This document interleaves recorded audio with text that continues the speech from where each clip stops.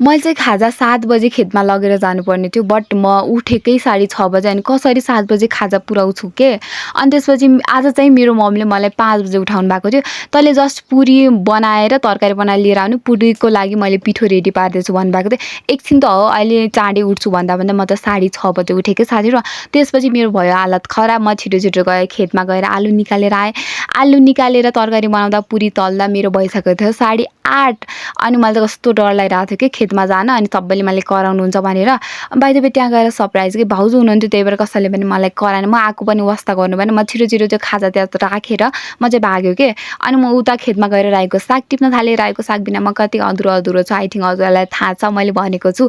अनि घरमा आएर मैले सागहरू भुटेँ अनि साग चाहिँ यो रोटीसँग खानुको लागि भुटेको थिएँ। बट पुरी थियो मेरो लागि तरकारी थिएन क्या साथीहरू। मैले थोरै आलु लिएर आएको थिएँ अनि कस्तो हतारमा कसले धेरै आलु निकाल्छ नि। अनि त्यही भएर मैले चाहिँ पुरीसँग साग खाएँ अनि थोरै मेरो बेबीलाई दिएँ। Thank you so much watching this video. यसरी माया गरिदिनु होला। Bye bye.